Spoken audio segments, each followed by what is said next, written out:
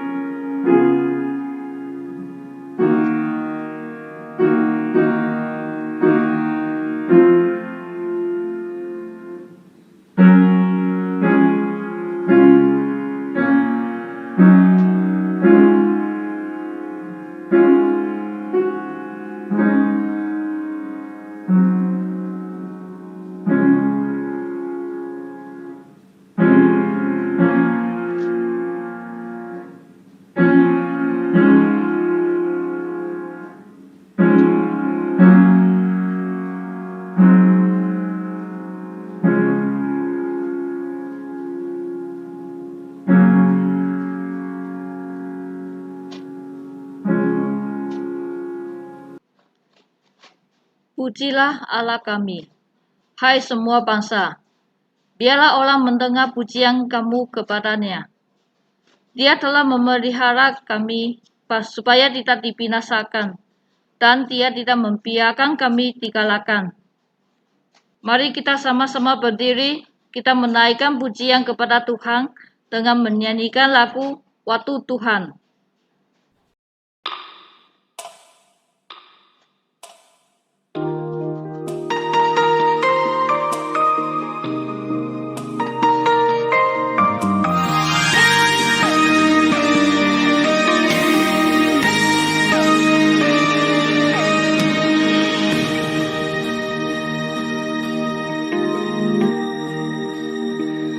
Bila kau izinkan sesuatu terjadi,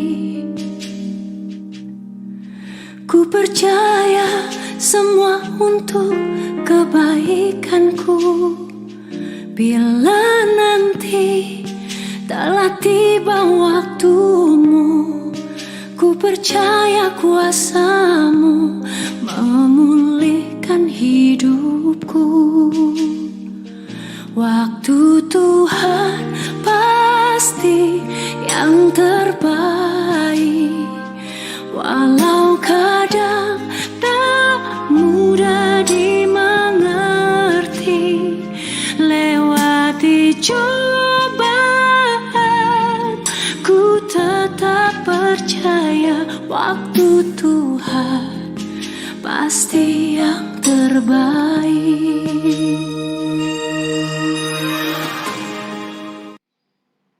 Jemaat Tuhan, tetap berdiri. Mari kita berdoa.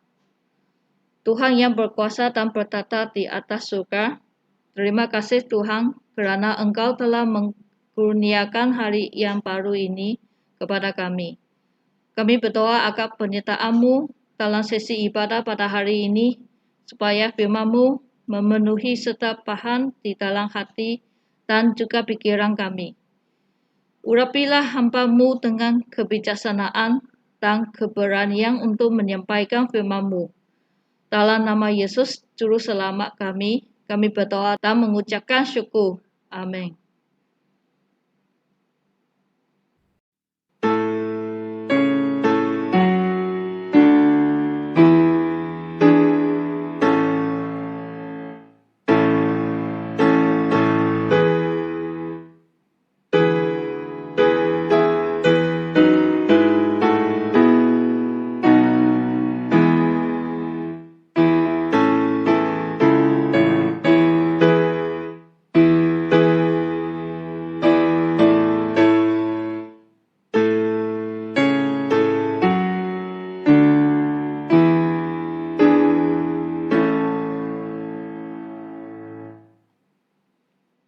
Jemaat Tuhan, kita tetap berdiri Mari kita sama-sama berdoa dalam doa Tuhan dengan melafazkan doa Bapa kami. Bapa kami yang di surga, dikuduskanlah namamu, datanglah kerajaanmu, jadilah kehendakmu di bumi seperti di surga. Berikanlah kami pada hari ini makanan kami yang secukupnya. Dan ampunilah kami akan kesalahan kami, seperti kami juga mengampuni orang yang bersalah kepada kami. Dan janganlah membawa kami ke dalam percobaan, tetapi lepaskanlah kami daripada yang jahat. Kerana Engkaulah yang mempunyai kerajaan dan kuasa dan kemuliaan sampai selama-lamanya. Amin. Jemaat Tuhan, sila tutup semua. Teks khotbah kita pada hari ini diambil dari Titus bab 1 ayat 1 sampai 9. Titus bab 1 ayat 1 sampai 9. Tema khotbah kita pada hari ini ialah tanggung jawab pengikut Kristus. Kita serahkan kepada Pastor Dorothy. Saudara dan saudari yang dikasihi Tuhan, Shalom. Puji Tuhan kita dapat bertemu kembali untuk beribadah, tidak kira secara talian maupun secara fizikal. Mari kita bersatu dalam doa. Tuhan yang berkuasa dan bertata di atas syurga, terima kasih atas penyertaan-Mu. Kami dapat berkumpul untuk mendengar firman-Mu. Kami mohon penyertaan Roh Kudus bersama kami. Siapkan hati dan fikiran kami untuk menerima firman-Mu. Mohon Tuhan memberkati hamba-Mu dan urapinya dengan kuasa-Mu untuk sampaikan firman-Mu. Dalam nama Tuhan Yesus kami berdoa. Amin. Saudara dan saudari, sebelum kita masuk ke sesi perkongsian kita pada hari ini, mari izinkan saya untuk memperkenalkan sedikit tentang latar belakang surat Titus. Secara umumnya diyakini bahawa Rasul Paulus adalah penulis surat ini. Rasul Paulus adalah penulis bagi surat Titus. Dan pandangan ini juga disokong oleh beberapa orang pengkaji Alkitab. Selain itu, Paulus juga ada menyebutkan dirinya sebagai penulis dalam pernyataan di pembukaan surat Titus, iaitu dinyatakan dalam Titus bab 1 ayat 1. Dan Rasul Paulus dia menujukan surat ini kepada Titus, di mana ternyata di Titus bab 1 ayat keempat. Titus sebenarnya dia adalah seorang pendeta yang muda yang tinggal di Kreta. Dan Paulus dia bertujuan untuk menulis surat ini agar dia dapat mendesak ataupun menyuruh Titus untuk memimpin gereja, mengorganisasi gereja yang mempunyai masalah. Oleh itu, Paulus dia menulis surat ini sekitarnya pada waktu 63 Masehi. Setelah Paulus dibebaskan dari pemenjaranya yang pertama di Roma. Dan kemungkinan besar juga surat Titus ini adalah ditulis di Korintus. Surat Titus ini ditulis di Korintus. Saudara dan saudari, sebagai pengetahuan tambahan, sebenarnya Kreta ini adalah pulau keempat terbesar di Mediterania setelah Sisilia, Sardinia dan Siprus. Dan di bahagian selatan pulau ini ada sebuah tanjung yang disebut Pelabuhan Indah, di mana kapal yang membawa Paulus berlabuh. Nah, ini serba sedikit latar belakang tentang surat Titus.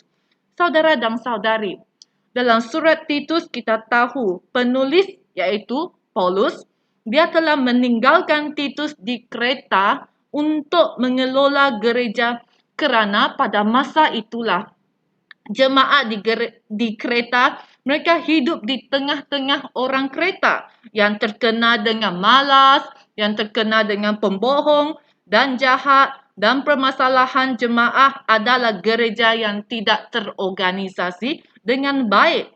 Tingkah laku jemaah di sana juga ceroboh dan adanya guru-guru palsu. Itulah sebab Paulus dia tuliskan surat dan kirim kepada Titus dan memberikan petunjuk kepada Titus agar Titus dapat mengatur balik, dapat mengorganisasikan gereja tersebut. Nah, oleh itulah penulis iaitu Rasul Paulus, dia menulis surat ini untuk memberikan petunjuk-petunjuk kepada Titus, iaitu hamba yang muda ini. Apakah petunjuk-petunjuk yang diberikan oleh Paulus kepada Titus? Mari kita boleh lihat di sini. Yang pertama, Rasul Paulus dia mengajar Titus agar dia dapat mengangkat maupun memilih para pemimpin yang berpegang teguh dengan kebenaran dan mampu mengurus gereja. Yang kedua, tujuan untuk tuliskan surat Titus adalah untuk menghentikan guru-guru palsu yang menyerukan iman jemaat dan membawa mereka menjauhi kebenaran.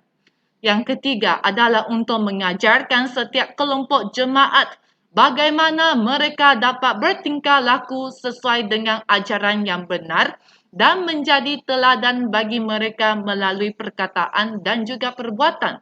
Dan terakhir, iaitu mengingatkan gereja untuk melakukan perbuatan yang baik serta menyenaraikan sebab mereka harus melakukannya. Ini adalah petunjuk dalam surat Titus yang juga dikenali sebagai tujuan Paulus menuliskan surat Titus. Saudara dan saudari, jika kita memerhatikan seperti dulu kita sudah mengkaji surat Efesus dan kita tahu Paulus dia memberi salaman dan juga mengakhiri dengan salaman. Apabila kita pergi memperhatikan surat yang ditulis oleh Rasul Paulus, semuanya bermula dengan salamannya terhadap penulis dan juga pembacanya. Semuanya adalah bermula dengan salamannya terhadap penerima dan juga pembacanya. Seperti selalu kita tulis surat ataupun di kalangan kita pernah lihat surat rasmi ataupun menerima surat rasmi. Dan dalam surat rasmi tersebut, memang pasti ada nyatakan panggilan kepada sesiapa, apakah panggilan dia, apakah pangkat dia, datuk ke apa. Dan juga ada tujuan menulis surat serta isi tersurat. Kenapa? Apakah isi tersurat mereka menuliskan surat ini? Dan saudara dan saudari, apabila saya memerhatikan salaman Paulus di Titus bab 1 ayat 1 hingga ke 4, Paulus juga merangkumi 3 bahagian di mana ada panggilan, ada tujuan dan juga isi tersurat. Dia menuliskan surat Titus ini. Saudara dan saudari, Paulus dia memulai surat Titus dengan menyatakan dasar kerasulan iaitu panggilan ataupun identitinya. Saudara dan saudari, apakah panggilan Rasul Paulus? Seperti saya sudah katakan, panggilannya adalah rasul seperti yang dinyatakan di dalam Titus bab 1 ayat 1a. Berbunyi demikian. Aku, Paulus, menulis surat ini sebagai hamba Allah dan rasul Yesus Kristus. Ternyatalah di sini, Paulus dia punya identiti, dia punya panggilan itu adalah hamba Allah maupun rasul Yesus Kristus. Dan saudara dan saudari, rasul sebenarnya menunjukkan seorang pembawa kabar ataupun seorang yang pengkabar Injil dengan penekanan pada pengustus. Seperti mana Paulus menekankan, dia adalah diutus oleh Allah. Oleh itu, di Perjanjian Baru, para rasul adalah saksi Kristus yang telah bangkit dan diamanatkan untuk memberitakan Injil Yesus. So dari Perjanjian Baru kita selalu ada dengar rasul Paulus dan rasul siapa. So oleh itulah mereka pernah lihat dengan mata mereka sendiri di mana mereka lihat kebangkitan Yesus dan mereka boleh menjadi saksi Kristus. Dan mereka dipanggil sebagai rasul untuk meneruskan maupun mengkabarkan Injil Yesus. Dan di sini Rasul Paulus dia bukan setakat dia memperkenalkan diri dia saja. Oh, saya adalah rasul. Nota cukup. Tidak. Seperti yang saya katakan, salaman dia memang merangkumi panggilan dan tujuan. Dan di sini dekat Titus 1 bab 1 ayat 1b juga ternyatalah tujuan Rasul Paulus dia menuliskan surat Titus seperti berbunyi demikian. Aku dipilih dan diutus untuk meneguhkan iman umat pilihan Allah. aku juga harus memimpin mereka supaya mengenal ajaran benar yang diajarkan oleh agama kita. Oleh itulah, dasar kerasulan dia juga menjadi dasar tanggungjawabnya untuk melayani dan kedesakan untuk dia menulis surat ini. Kerana dia sudah menerima ajaran benar, oleh itu dia harus diutus dan dipilih untuk mengkabarkan Injil dan meneguhkan iman umat pilihan Allah. Saudara dan saudari, Paulus menekankan bahawa Allah yang mengutuskan dia untuk menuliskan surat Titus, dan ini bermaksud mahupun dia telah membawa satu mesej kepada kita, iaitu apakah mesejnya? Sebenarnya Paulus dia menekankan bahawa Allah yang mengutusnya ini bermaksud mesej yang disampaikan adalah berasaskan daripada Allah, bukan daripada Paulus sendiri, dan sememangnya adalah kebenaran. Sememangnya adalah kebenaran.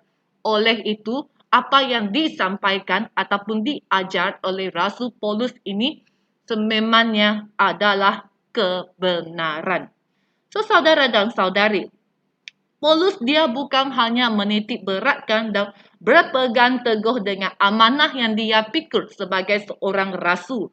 Malahan, dia juga menyatakan pelayanannya, iaitu isi tersurat. Isi tersurat sebelum dia memberikan salam dan juga pujian kepada Titus seperti dinyatakan dalam Titus bab 1 ayat 2 hingga 3. Mari kita membacakannya bersama-sama. Titus bab 1 ayat 2 hingga ketiga. Ajaran itu berdasarkan harapan kita untuk menerima hidup sejati dan kekal. Allah yang tidak berdusta telah menjanjikan hidup itu sebelum permulaan zaman. Pada waktu yang tepat, Allah menyatakan janji itu dalam perkabarannya. Perkabaran tersebut diamanahkan kepadaku dan aku mengisytiharkannya dengan perintah Allah penyelamat kita. Saudara dan saudari, selain daripada panggilan dan tujuan, di sini Paulus dia juga menyatakan ataupun menghuraikan isi tersuratnya tentang ajaran benar yang dia memperkenalkan tadi. Tentang ajaran benar yang akan diajarkan ataupun akan disampaikan oleh dia, iaitu merupakan sebenarnya ajaran benar yang dia kabarkan itu adalah berdasarkan harapan untuk menerima hidup sejati dan kekal. Apakah yang disampaikan oleh Rasul Paulus dengan bertujuan supaya jemaat ataupun setiap kita hari ini yang menerima Injil ini untuk menerima hidup sejati dan kekal. Saudara dan sekali lagi saya ulangkan, untuk menerima hidup sejati dan kekal. Oleh itu, di sini kita boleh lihat kenapa Paulus dia dengan begitu semangat dia mengatakan demikian. Kerana dia percaya Allah yang dia percayai ini tidak berdusta.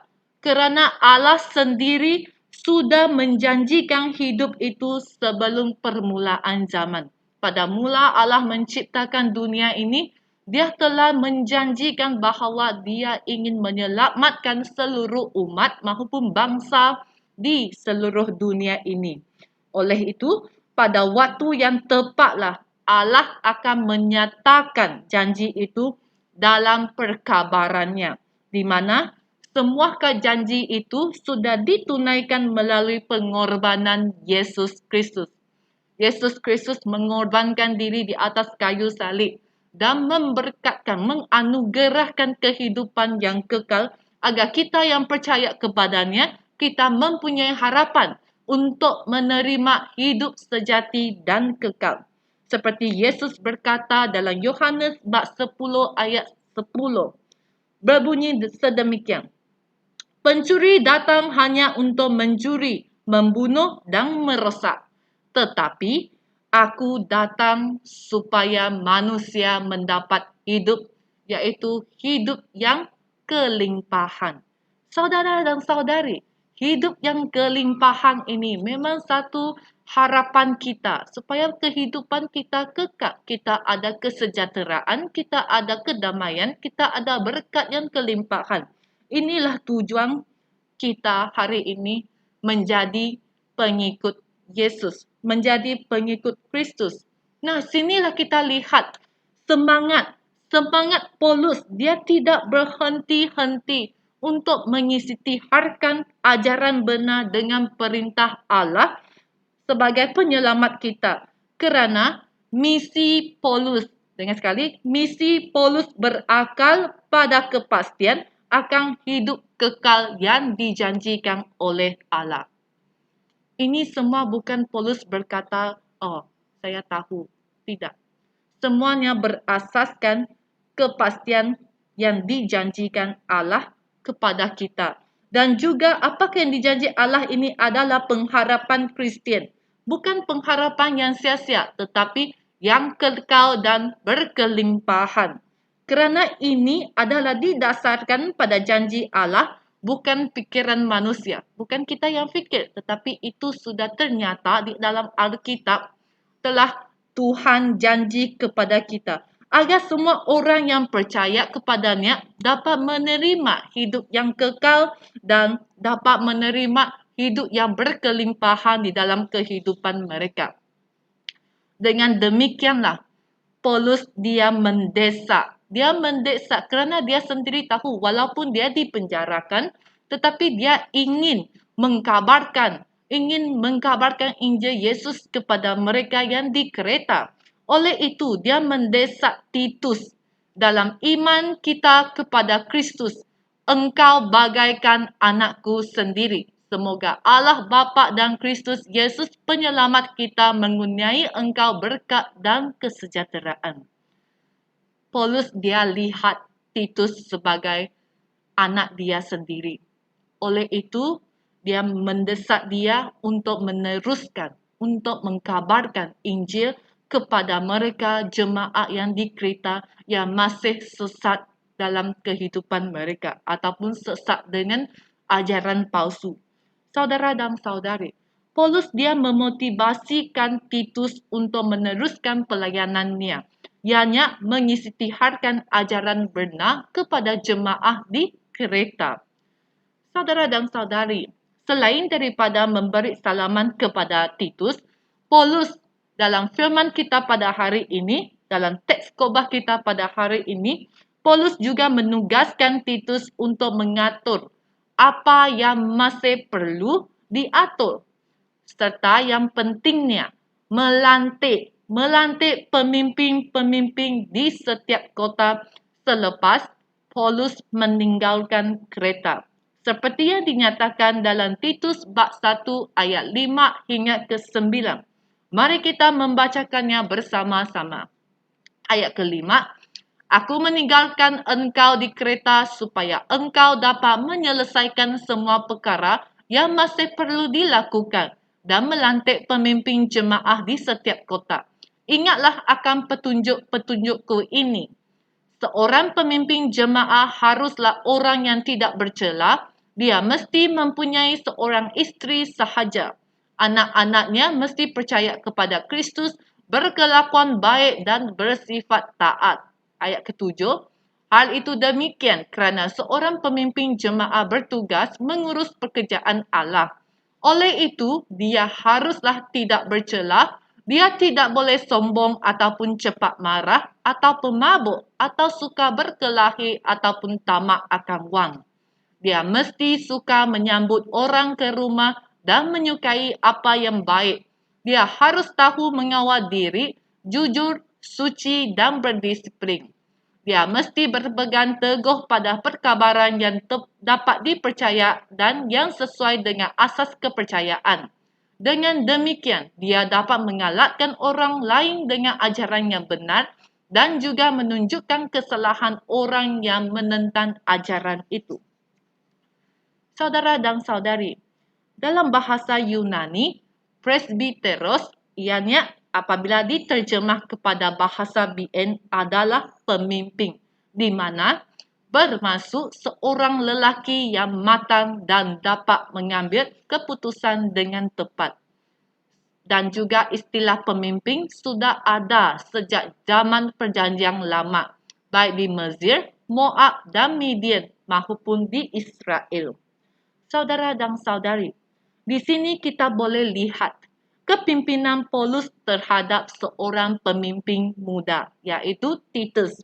Dia bukan meninggalkan Titus begitu sahaja. Oh, bye-bye, saya sudah jalan dan seterusnya kamu harus meneruskan. Tidak.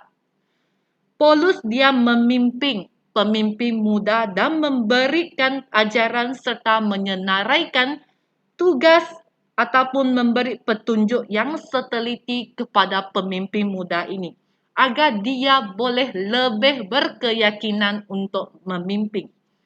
Kita lihat kepimpinan Paulus itu.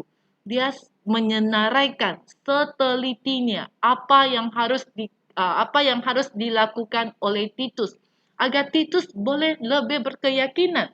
So, Paulus menyenaraikan petunjuk-petunjuk untuk melantik pemimpin jemaah. Dan ianya yang pertama boleh kita lihat di ayat 6 hingga ke 7a. Orang yang tidak bercela sebagai seorang pemimpin, dia haruslah orang yang tidak bercela. Dia mesti mempunyai seorang isteri sahaja seperti firman yang kita baca tadi. Dia mesti mempunyai seorang isteri sahaja. Paulus menjadikan ini sebagai salah satu petunjuk untuk melantik pemimpin jemaat kerana pada masa itu di tempat Kreta, mereka ada masalah poligami adalah masalah yang umum dan selalu ditemui maupun dipraktikkan oleh jemaat di Kreta. Saudara dan saudari, rumah kita adalah medan untuk kita melatih ataupun kita praktik untuk menjadi seorang pemimpin Kristian. Oleh itu, kita sebagai seorang pemimpin, sebagai seorang suami, sebagai ketua di dalam satu rumah, kita haruslah sentiasa mengikuti ajaran dalam Alkitab.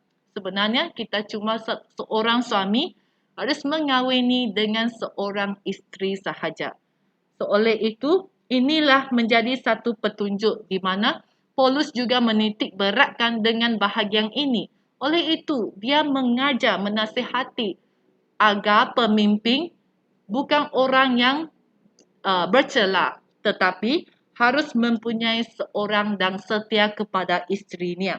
Dan kedua, dalam satu keluarga, anak-anaknya iaitu anak yang tinggal bersama ibu bapa, mereka mesti percaya kepada Kristus dan berkelakuan baik serta bersifat taat.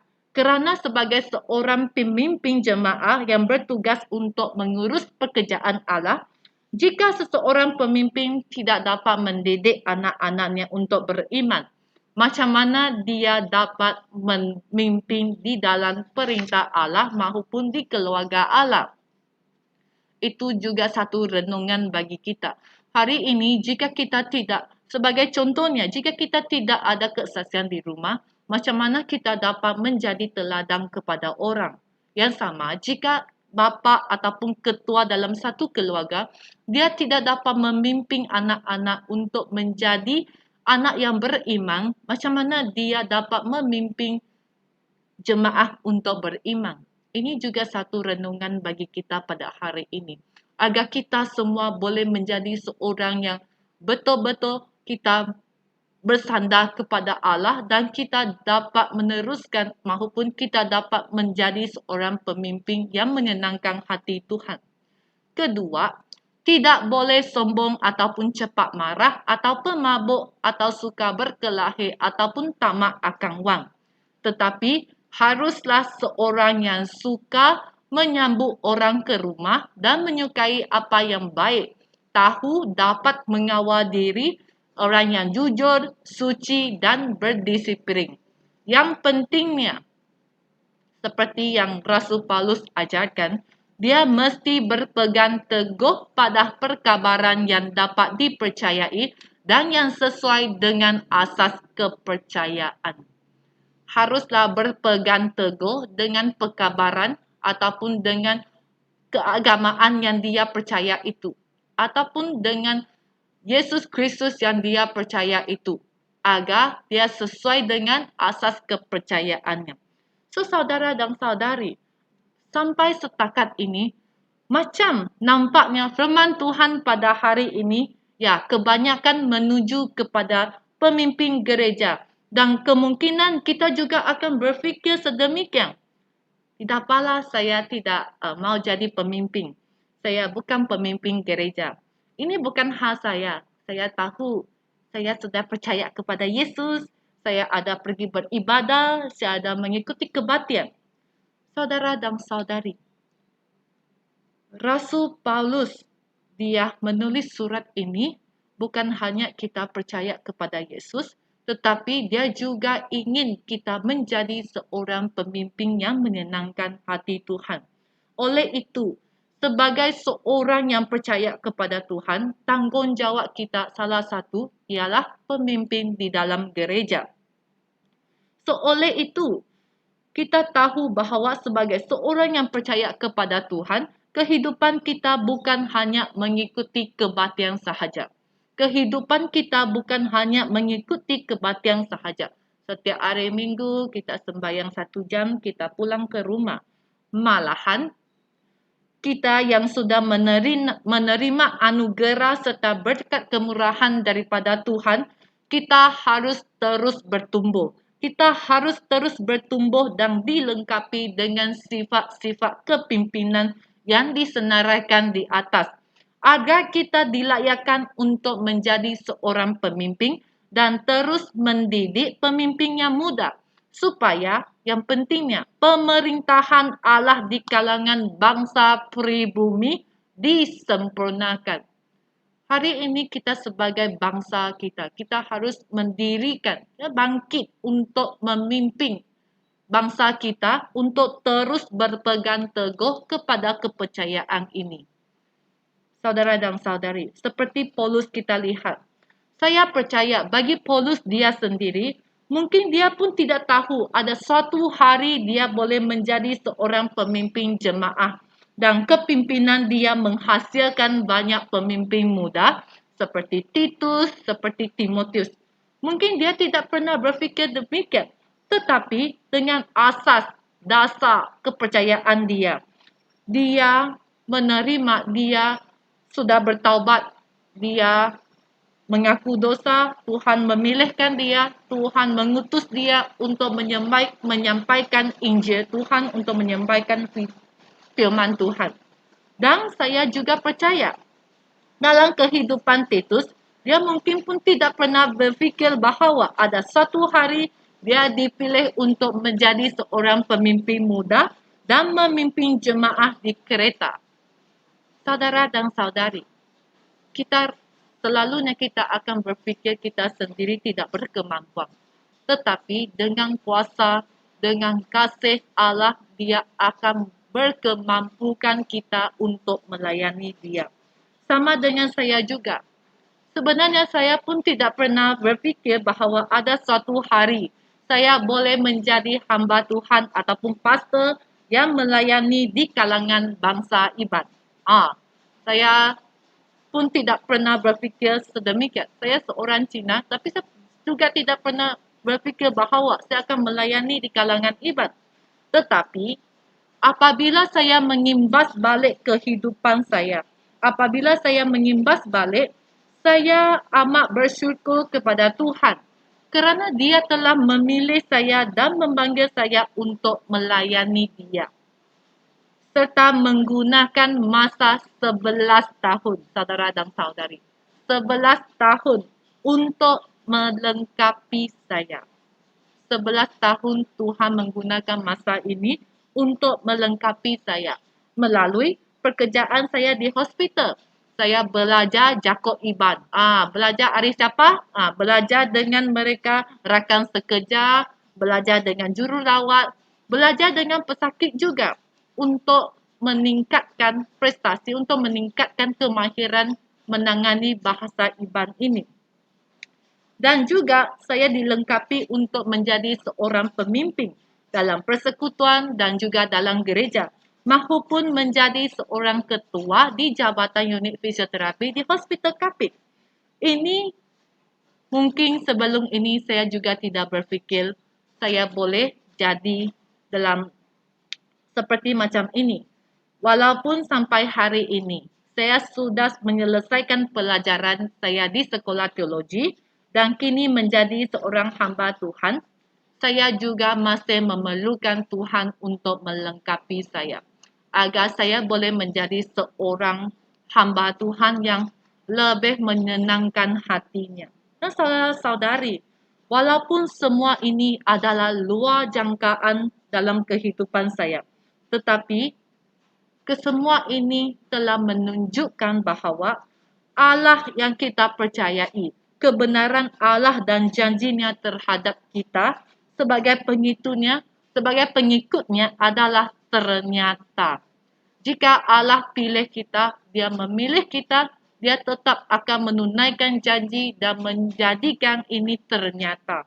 Oleh itu saudara dan saudari, kita tidak tahu waktunya. Bila Tuhan memanggil kita, kita tidak tahu waktunya. Tetapi pada waktu yang tepat itulah Allah menyatakan janji itu dalam perkabarannya. Nah saudara dan saudari, hamba Tuhan akan meninggalkan gereja apabila diutus ke tempat lain. Mereka akan meninggalkan, mereka tidak akan di sesuatu gereja itu sepanjangan masa. Seperti Paulus, dia juga meninggalkan Titus di Kreta untuk terus pelayanannya.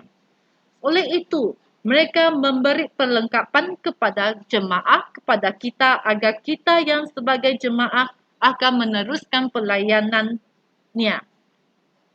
Untuk meneruskan pelayanan, untuk meneruskan pemerintahan Allah di dunia ini sehingga pemerintahannya disempurnakan.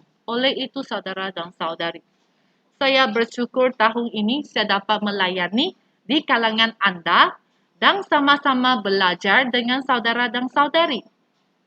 Dan akhir sekali, harapan saya terhadap kita adalah mari kita sama-sama dilengkapi dengan sifat-sifat pimpinan dan berani mengambil bahagian untuk menjadi pemimpin di gereja. Agar pemerintahan Allah di dunia ini disempurnakan dan ini juga tanggungjawab kita sebagai seorang pengikut Kristus. Semoga kita sama-sama melayani. Semoga Tuhan memberkati kita semua. Jemaat Tuhan, sila berdiri semua. Mari kita berdoa dalam doa iman rasuli untuk meneguhkan kepercayaan kita dalam iman. Aku percaya kepada Allah Bapa yang Maha Berkuasa, Ahli langit dan bumi, dan kepada Yesus Kristus, Anaknya yang tunggal, Tuhan kita, yang dikandung daripada Roh Kudus, lahir dari anak darah Maria yang menderita sengsara di bawah pemerintahan Pontius Pilatus, disalib mati, dikuburkan, turun ke dalam kerajaan maut. Pada hari yang ketiga, bangkit pula daripada antara orang mati, naik ke surga, duduk di sebelah kanan Allah, Bapa yang Maha Berkuasa, dan dari sana Ia akan datang untuk menghakimi orang yang hidup dan yang mati. Aku percaya kepada Roh Kudus, gereja yang kudus dan am, persekutuan orang kudus, pengampunan dosa, kebangkitan tubuh, dan hidup yang kekal. Amin. Jemaat Tuhan, sila duduk semua. Mari kita menyanyikan lagu Bagaikan Bencana Siap Dibentuk sebagai respon kesyukuran kita kepada Tuhan.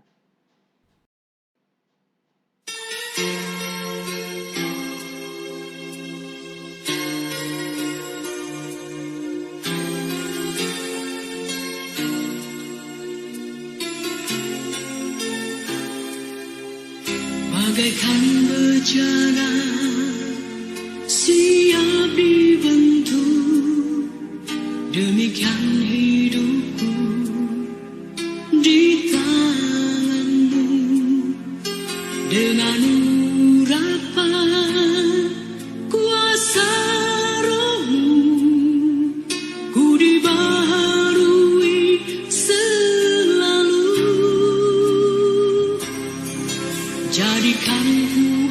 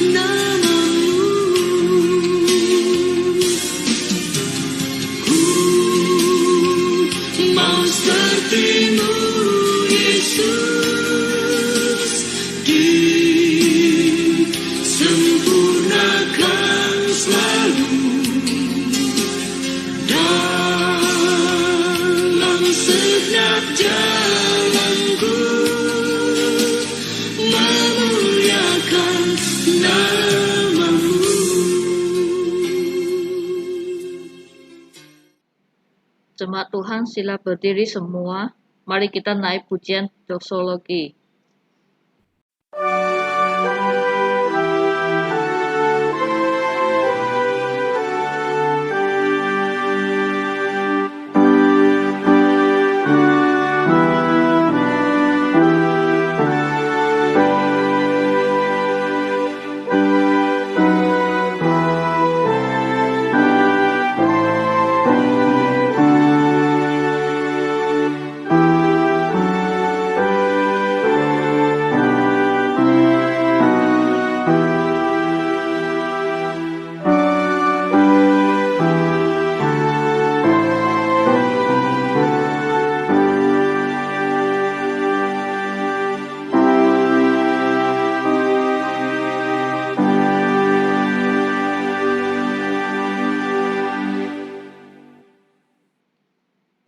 Jemaat Tuhan diminta berdiri semua untuk menaikkan pujian tengah menyanyikan lagu Ku Bersyukur Padamu.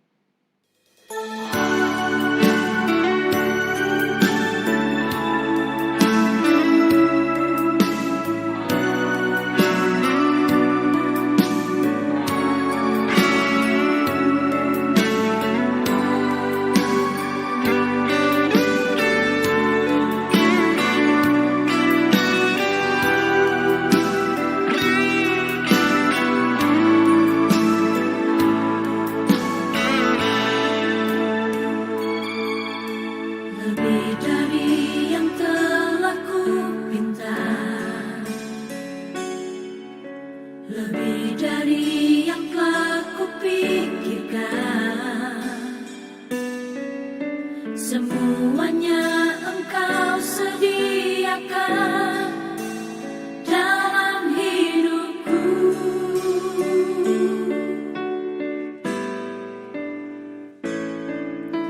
Tiada dapat aku mengukurnya, tiada dapat aku menghitungnya. Kebesaran kasih-Mu ya Tuhan, yang Kau berikan.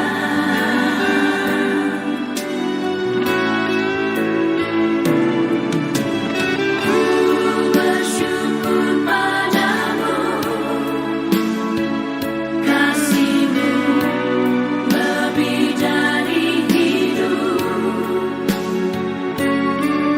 Tiada yang seperti-Mu, Kau pemberi hidupku. Ku bersyukur padamu, sebab Engkau yang mengasihiku.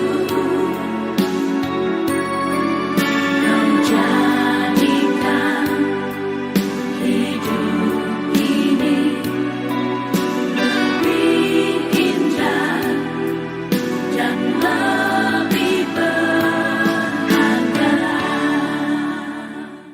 Jemaat Tuhan tetap berdiri semua. Mari kita jemput Pastor Dorothy untuk menyampaikan doa berkat dari Tuhan. Mari kita bersatu dalam doa. Ya Allah Bapa kami yang mulia dan layak dipuji sembah oleh seluruh bangsa. Terima kasih buat kasih setia dan penyertaan-Mu sepanjang ibadah kami pada hari ini. Agar semuanya dijalankan dengan baik dan lancar. Sertailah terus Tuhan agar kami selalu rindu dengan persekutuan bersama-Mu. Kami berdoa agar Tuhan binalah kekuatan kami. Agar kami dilengkapi dengan sifat-sifat pemimpin, tidak boleh sombong, tidak cepat marah, tidak pemabuk, tidak suka berkelahi, tidak tamak akan wang, tetapi menjadi seorang yang suka menyambut orang ke rumah dan menyukai apa yang baik, tahu mengawal diri, jujur, suci, dan berdisiplin, serta berpegang teguh pada perkabaran yang dapat dipercayai dan yang sesuai dengan asas kepercayaan. Ya Tuhan, mohon penyertaan Roh Kudus-Mu beserta dengan kami, agar kami berani mengambil bahagian untuk menjadi pemimpin di gereja supaya pemerintahan Allah di dunia ini disempurnakan. Semoga Tuhan memberkati engkau dan melindungi engkau. Tuhan menyinari engkau dengan wajah-Nya dan memberi kasih karunia. Tuhan menghadapkan wajah-Nya kepadamu dan memberi engkau damai sejahtera. Amin.